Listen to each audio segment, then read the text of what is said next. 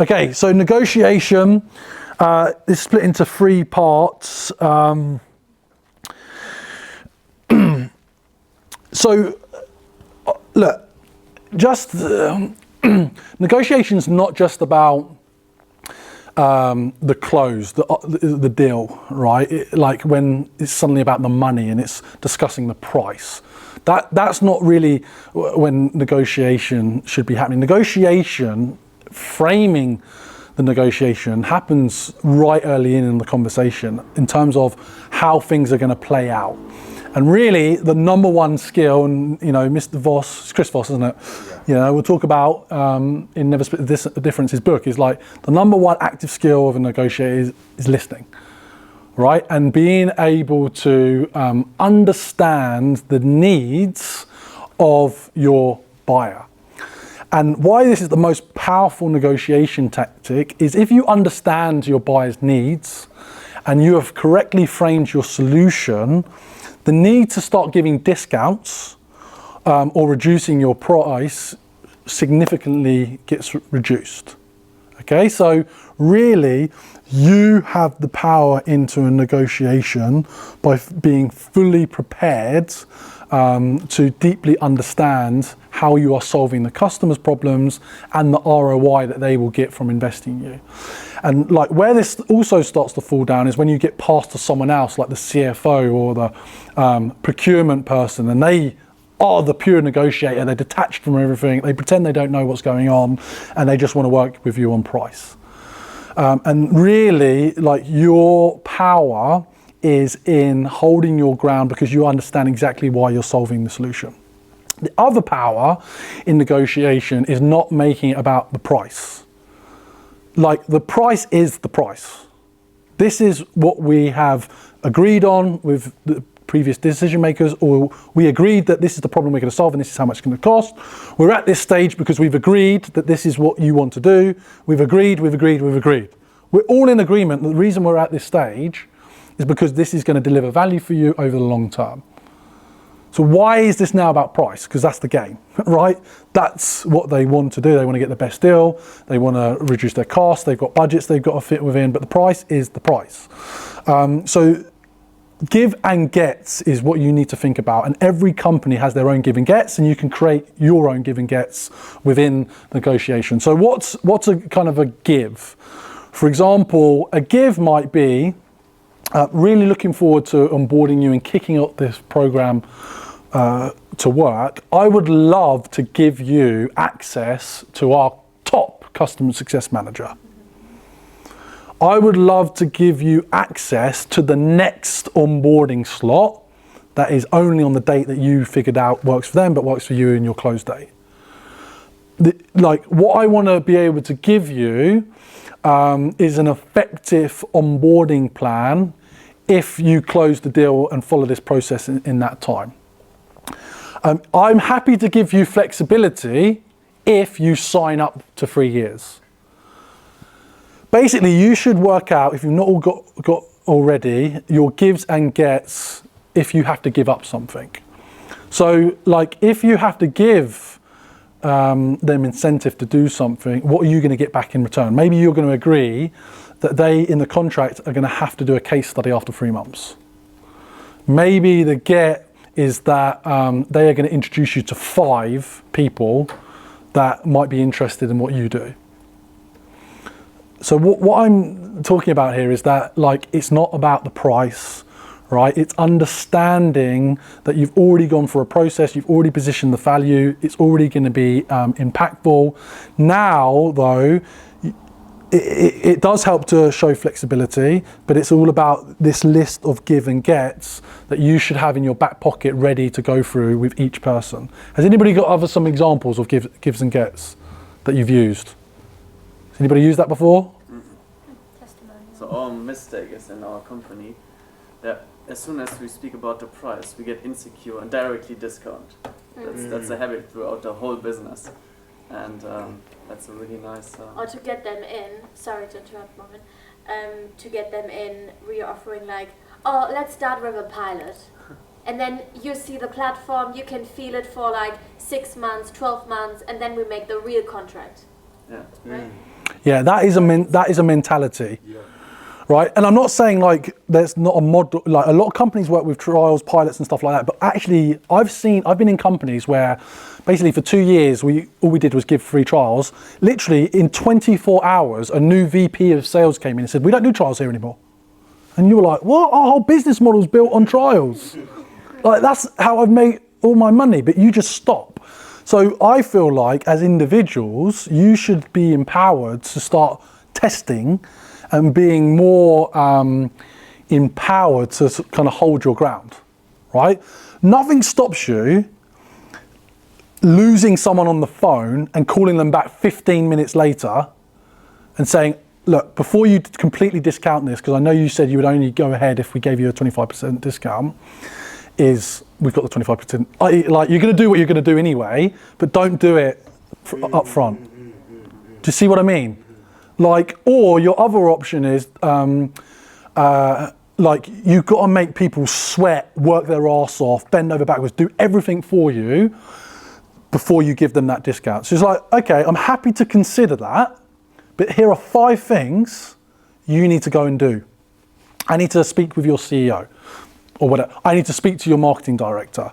I need commitment from you that you are going to introduce me to 3 people in the industry. I need to, and then you start going through them. Okay, so if we were to give you a discount, would you agree to this, this, and this?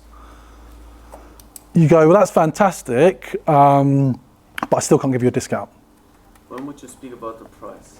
In the demo, or? Yeah, it's again, you know, testing it, but I feel like in the demonstration of value, you should frame a range. Typically, companies that we work with of your size invest anything from 20 to 100,000 per year. But I can't give you the clear proposal right now until we've done this, this, and this. And by the way, the next step is we're going to do this and this. Do you see what I mean? Yeah. Like, they're desperate to get like the exact price, but you're not in a position to give that. Yeah. Because what we try to do is we don't speak about the price in the demo. Let them make the trial. We hope that they see the value and then pitch the price. But it's like sometimes a slow death because you invest time and at the end they're never going to buy. Yeah. Like, and remember, this is also really important. Statistically, in a pipeline, most opportunities will never close. We all know that, right? There's a conversion rate. So your time is being wasted by all of these all these trials. So, you know, people have to earn that. Like, and also it has to be a commitment to agreeing what the outcome is going to be. I'm not saying you shouldn't do trials or pilots, but like, you have to have agreed variables and commitments and outcomes. Like, if this is successful and you achieve this, this, and this, you're going to pay X by this timeline. And they're going to say, well, we need this, we need that. We're going to look at competitors. Like, well, this is how we need to do it. Go on. No, my question is, so sometimes on a cold call we'll get asked, so how much does all this cost? I typically like to do the whole price range thing. We have plans ranging from $79 all the way up to $1,500. But some people are completely against, look, it needs to be tailored to you specifically, so let's jump on that call and find out. Is it just a case-to-case scenario, or is there like a rule of thumb? What, how you position the range? Would you say price, or would you say, look, let's talk first, but I also don't want the slow death. I would give the range. Yeah, same. And they would start going, okay, yeah, but what do you think we're roughly this size. Do you think, you're like, I need to understand more. Yeah, okay. I need to understand more. Like, I genuinely can't give you the answer right now. I really need to understand. Or you could use the get out of, I don't make the pricing. I have to speak to my manager. I like that, right. That's right. You know, like. And let me call to my manager and say, Like, I did this on a call. I've really struggled with the price bit because I do the entry bit and like I'm not allowed to budget stuff. And you do get this particularly finance teams are like, no, but they're like numbers guys or girls, like that's just who they are. The thing that I quite like doing is that I go, all right, so they go, what's the price? And they go, look, I have a variance in pricing. Is there a number that you, like, if it's anywhere near that, you can't work? And you go, I can't give that information. And I go, well, it's kind of likewise now unless we can have a further conversation.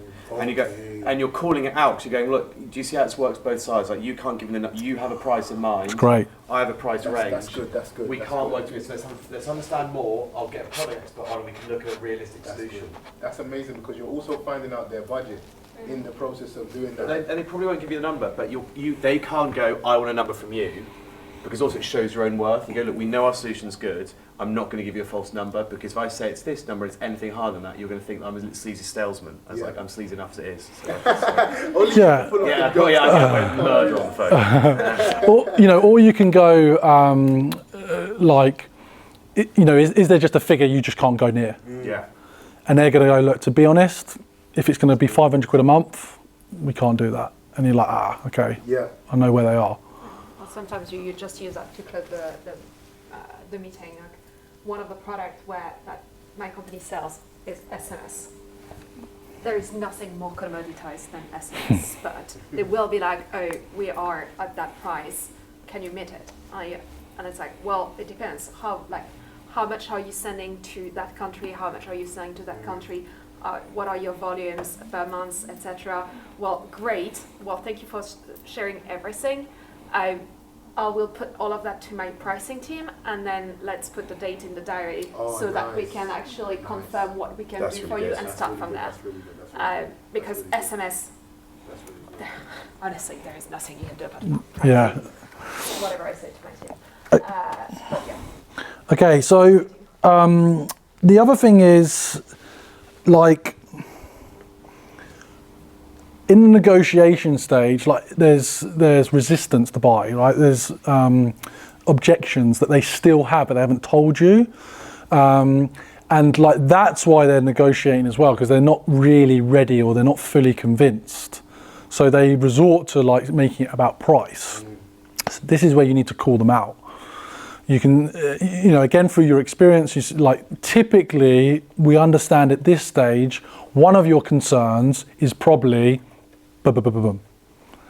or typically when we get to this stage, often our customers are worried that the time that we promise to deliver the outcome is a variable that we haven't really discussed. Let me reaffirm you on that step. So basically, you just call out the objections that are expected, that you have all the time, and you're not putting it into their head. Like if it's not in their head, like you're still positively framing what you can do to deliver it. But what you're doing is you're just fronting as part of the negotiation what might be a concern, so you can handle it.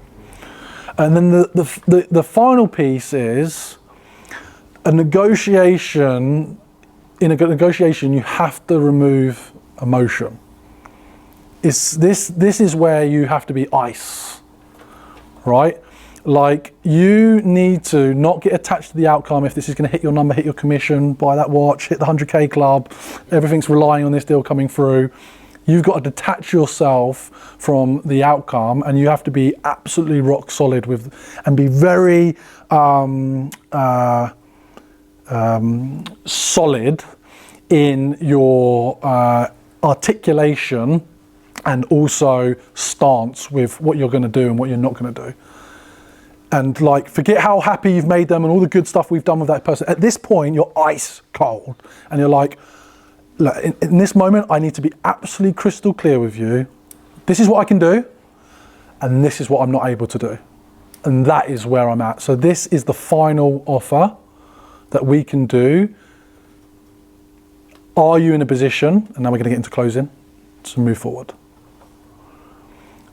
If you start being like, bending over backwards, giving in to them, leaning in their direction, like feeling like, yeah, it's all possible, or you question yourself, like you're not an authority, you're not the expert, people are going to absolutely bulldoze you.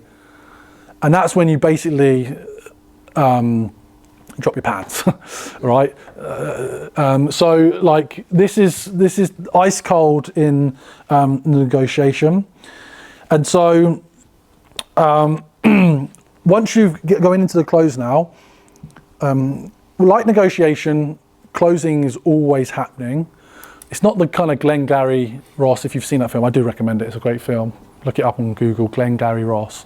But basically, there's this ABC always be closing mantra that everyone hates, but it's kind of often what it is about. The point of always be closing is that you are always working towards a outcome that is agreeable between you and the buyer, i.e. you get the best outcome. The best outcome might be, this is not the right solution, move on.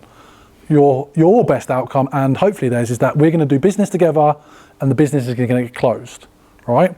And so before you close them, you reaffirm that why, the how, i.e. the problem you solve, how your solution is going to meet those needs before you ask for the deal, right? So you never close over email, you never close kind of it just because you've had a proposal and they've come back and said yes. You always close over the phone. Always close over the phone, so you can see and hear any resistance that comes up. And you can also learn about other parts of the process that might be required that you haven't become aware of. So like there needs to be in your process a closing call. You don't call it that, obviously. I'm going to close you, but like there needs to be a stage that you know that is in your process that you're going to spend half an hour closing them. Even if they said yes on a previous demo, even if they said yes in email, you're like, okay, let me explain what's going to happen next.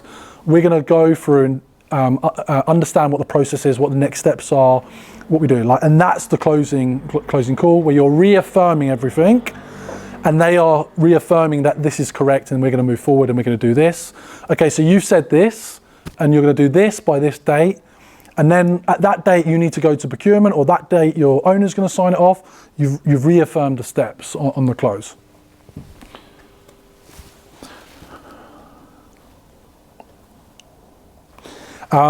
So, you've got things to consider along the process as well. Like if this is successful, if we prove to you we can deliver, if this is accurate, if this is correct, if you believe this is going to work, are you going to be ready to sign this off?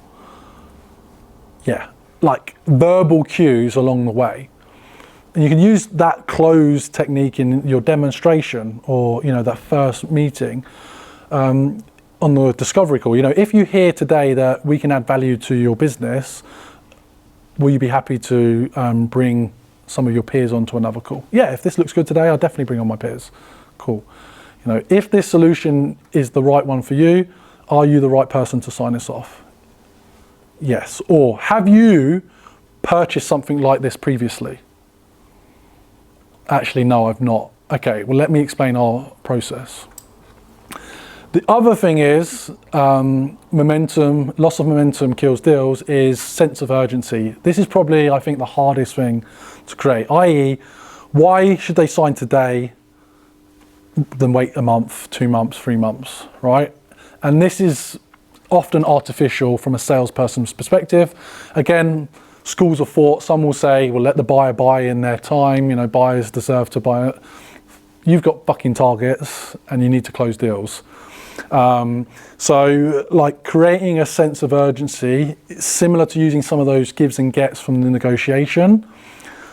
I'll be honest, you can wait till the end of next month, but we've got a lot of work coming in at that end of year, and you're not going to get the same level of service. I shouldn't say that, but you're not going to get the same level of service, and we should really make sure that you get started today.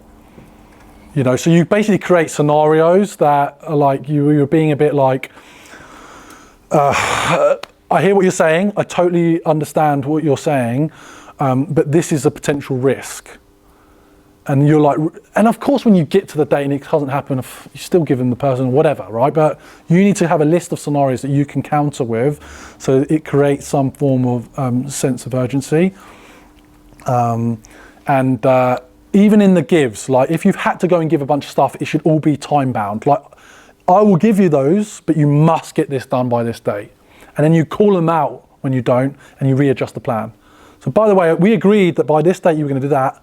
You haven't done that. I'm concerned this is going to impact the plan. How are we going to move forward? One thing, like I've been in the buyer's seat last year. Oh. Let me tell you, do check if they've done it before.